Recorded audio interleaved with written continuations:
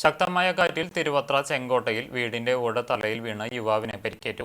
ചെങ്കോട്ടയിൽ മേപ്പുറത്ത് നൌഫലിനാണ് പരിക്കേറ്റത്. നൌഫലിന്റെ മകൻ സയാനും പരിക്കേറ്റു.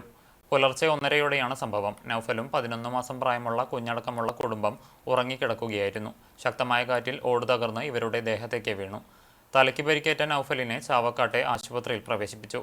പടിഞ്ഞാറേപുരയ്ക്കൽ സാദലി മസ്താന്റെ വീടിന്റെ ഓട് തകർന്നു വീഴുകയും വിറകുപുര പൂർണ്ണമായും നശിക്കുകയും ചെയ്തു. വീടിനു സമീപത്തെ മരം വീണ് മതിൽ ഭാഗികമായി തകർന്നു. പ്രദേശത്തെ ബദറു മസ്ജിദ് പള്ളിയിലെ ഷീറ്റും ശക്തമായ കാറ്റിൽ പറന്നുപോയി.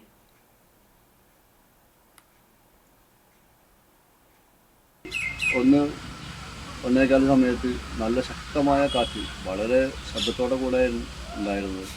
ഞങ്ങൾ പുറത്തിറങ്ങി നോക്കുമ്പോൾ ഓടുകളൊക്കെ പറന്ന് പിന്നെ വിറക് വര പൂർണ്ണമായും തകർന്ന് കോഴിക്കോടിൻ്റെ മേൽക്കൂര, വാട്ടർ ടാങ്ക്, ഒരു മരം വീണ് മതിലുകൾ പൂർണ്ണമായി വലിയ നഷ്ടങ്ങളാണ് സംഭവിച്ചിട്ടുള്ളത്. നല്ല ശക്തമാണ്, ഭയങ്കര ഭയപ്പാടോടെ കൂടായിരുന്നു നമ്മളൊക്കെ ഇന്നലെ രാത്രിയിൽ ഉറങ്ങിയത് തന്നെ. എൻ്റെ വീടിൻ്റെ തൊട്ട അയൽവക്കത്തുള്ള വീട്ടിലും ഇതേ സമാനമായ സംഭവങ്ങൾ തന്നെയാണ് ഉണ്ടായത്. അവിടെ ഒരു യുവാവിന് തലക്ക് ഒക്കെ പരിക്ക് പറ്റിയിട്ടുണ്ട്. ചെറിയ കുട്ടികളായിട്ടൊക്കെ കിടന്നുറങ്ങുന്നു.